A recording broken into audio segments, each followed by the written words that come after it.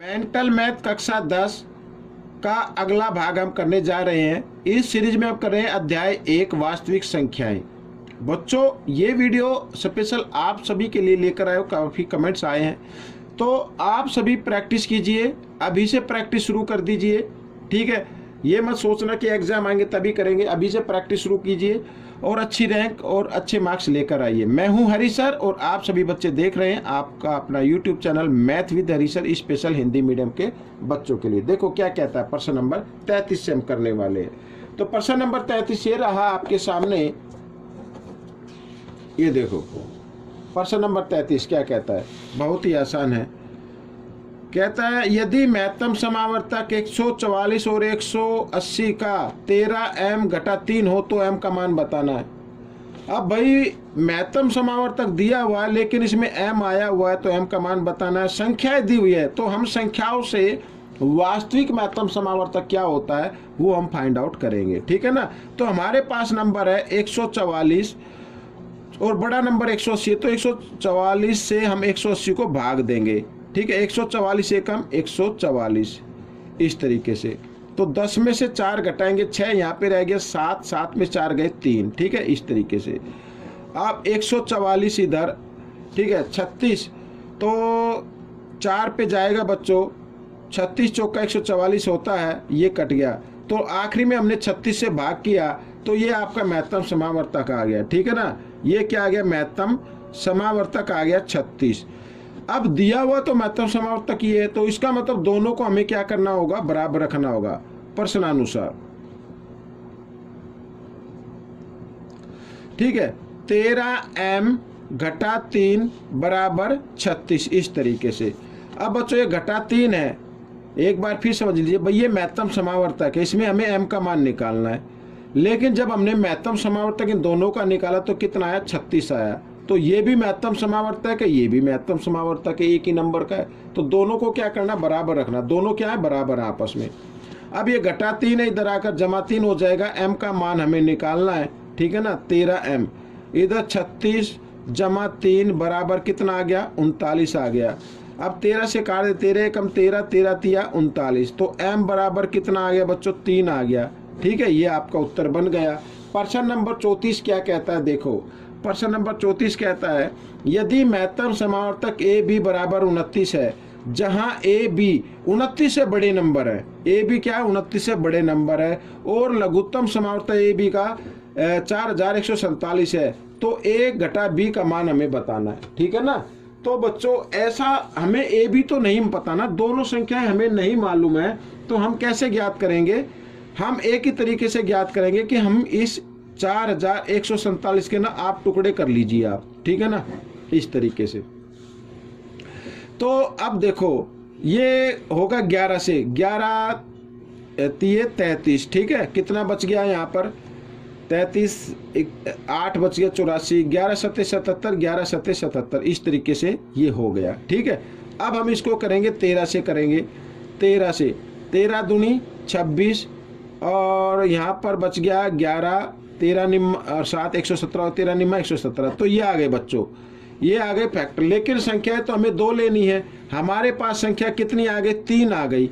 हमें लेनी कितनी है, 2 लेनी है। लेकिन साथ ही यहाँ पर ध्यान देना है कि ये कहा है कि ए और बी का जो मान है ना 29 से बड़ा होना चाहिए, इससे बड़ा होना चाहिए इन दोनों का मान। तो हम ये दोनों संख्या लेंगे। लेकिन अब ये संख्या और ये संख्या, तो अब देख रहे हो कि ये तो छोटी संख्या 29 से बड़ी कैसे आएंगी, तो 29 से इसको गुणा कर दीजिए। ठीक है, तो आइए 11 को पहले इससे करते, 11 निम्न 99, पहली संख्या यहाँ पर लिख लेता हूँ। पहली संख्या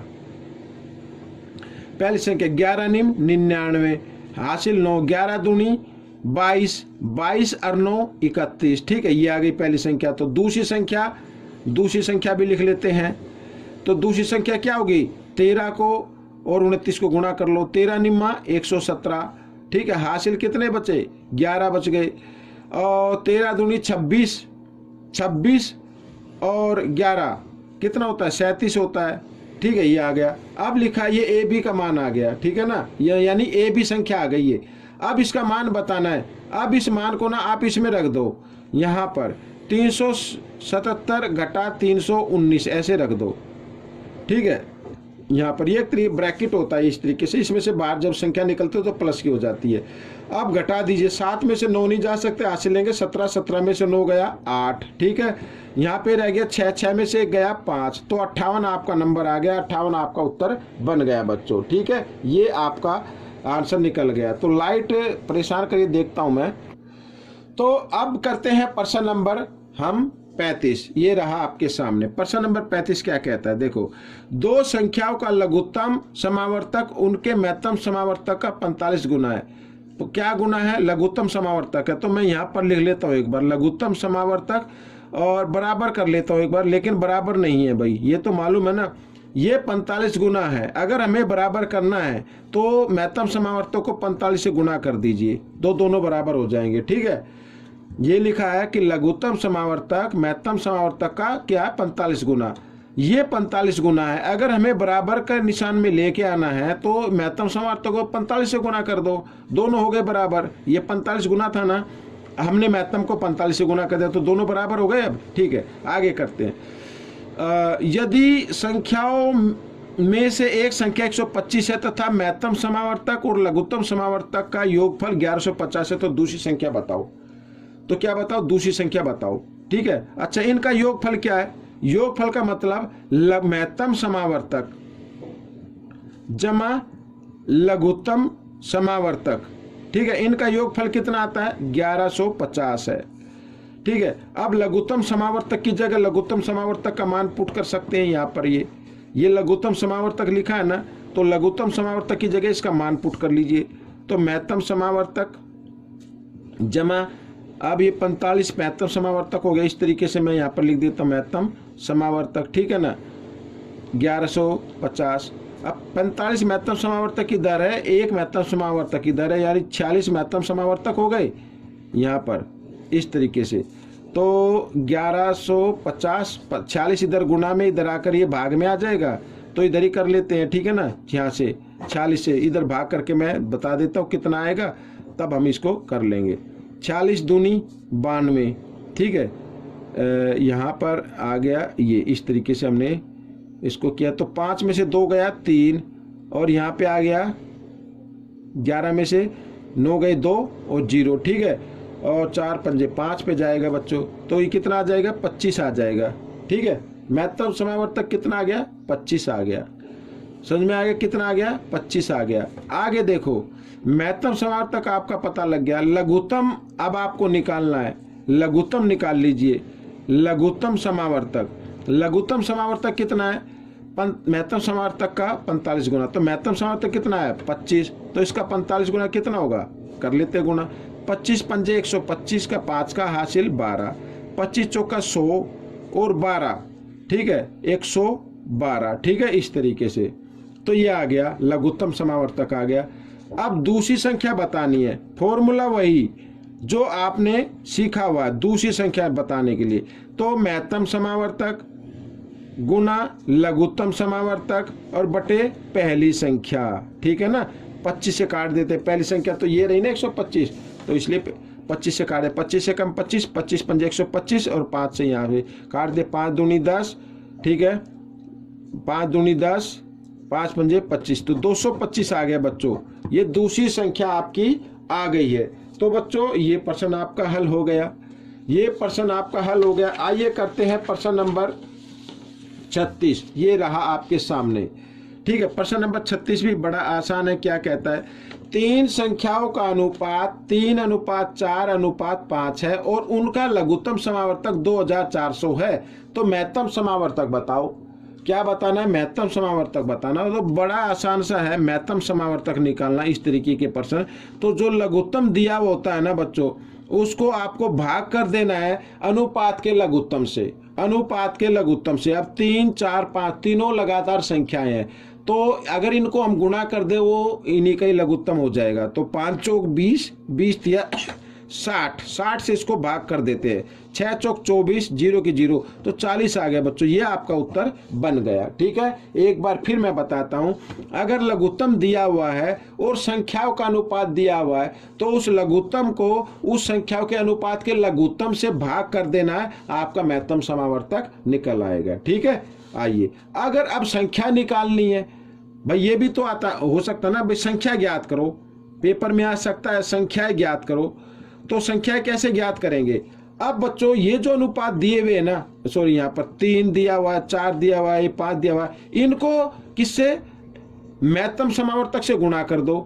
किससे गुणा कर दो, महत्तम समावर्तक से, तो आपकी संख्या आ जाएंगी। 40 दिया 120 और 4 चौक 16, 160 आ गई, और यहाँ पर 200 हो गई। इस तरीके से संख्या भी आप ज्ञात कर सकते हैं। ठीक है, आइए करना शुरू करते हैं। आप बाकी आपका उत्तर 40 है। ठीक है, प्रश्न नंबर 37 क्या कहता है, देखो 3 विभिन्न अंकों से बनी 3 अंकों की सबसे छोटी संख्या धनात्मक संख्या। अब 3 अलग अलग अंक, ठीक है, 3 अंकों की, यहां पर लिख देता हूं 3 विभिन्न यानी अलग अलग विभिन्न अंकों की छोटी से छोटी संख्या, छोटी से छोटी, लाइट फिर परेशान कर रही है, संख्या तो क्या होगी 1 2 3, ये हो गई, अलग अलग अंक हो गए। और 2 अंकों की सबसे बड़ी भाज्य संख्या, 2 अंकों की सबसे बड़ी भाज्य संख्या, ये भाज्य संख्या हो गई। ठीक है, भाज्य संख्या, और भाज्य संख्या यानी 99, यही तो होती है, 2 अंक हो गए और सबसे बड़ी है भाज्य संख्या, भाग होने वाली का महत्तम समावर्तक बताना है। महत्तम समावर्तक बताना है बच्चों। अब क्या करना क्या है, अब यहां पर मैं बताता हूं, 123 को आपको 99 से क्या करना, भाग करना, 99 एकम 99। ठीक है, आइए कितना बचता है, 3 में से 9 नहीं जाएंगे, हासिल लेंगे, 13 में से 9 गए, कितना बचा 4, यहाँ पे रह गया 11, 11 में 9 गए 2। ठीक है, अब इधर कर लेते हैं 99 को अंदर, तो चौके पे जाएगा, 4 चौक 16, 4 दुनिया 8 1 9। ठीक है, यहाँ पे आ गया 3, फिर इधर कर लेते हैं भाग का निशान, 24 को अंदर, भाई जिसमें लास्ट में जिससे भाग किया ना उसको भाग के अंदर रखते जाना है। 3 अट्ठे 24 हो गया कंप्लीट। तो लास्ट में हमने 3 से किया, तो महत्तम समावर्तक यही होगा, जिस नंबर से हम लास्ट में करते हैं, आखिरी में करते हैं भाग, वही महत्तम समावर्तक होता है। तो ये प्रश्न आपका हल हो गया। अब प्रश्न नंबर 38 क्या कहता है, प्रश्न नंबर 38 कहता है, यदि महत्तम समावर्तक ए बी और लघुत्तम समावर्तक ए बी है तो ए और बी के बीच का संबंध बताओ। अब यहाँ पे ये बराबर है बच्चों, यानी कि महत्तम समावर्तक बराबर है लघुत्तम समावर्तक। ठीक है ना, यानी कि ए बी बराबर है ए बी। ठीक है, तो ए और बी के बीच का संबंध क्या होगा, ए बराबर बी होगा, ए बराबर क्या होगा, बी होगा, तभी तो इनका लघुत्तम समावर्तक और महत्तम समावर्तक बराबर आएगा। तो बच्चों ये वीडियो कंप्लीट हो गई है। ठीक है, इस वीडियो को देखकर आपको प्रैक्टिस करनी है ज़्यादा से ज़्यादा। आप मुझे कमेंट्स कीजिए कि किस टॉपिक पर आपके वीडियो चाहिए, उसी टॉपिक पर वीडियो बनाकर अपलोड कर दी जाएगी आप सभी बच्चों के लिए। तो मेंटल मैथ का एक लास्ट पार्ट रहता है इस अध्याय चैप्टर 1 का, तो इसको भी हम डाल देंगे जैसे ही टाइम मिलेगा। तो बच्चों वीडियो को देखिए, प्रैक्टिस कीजिए, अच्छी रैंक लेके आए, अच्छे मार्क्स लेके आए। मिलेंगे अगले भाग में, तब तक के लिए धन्यवाद।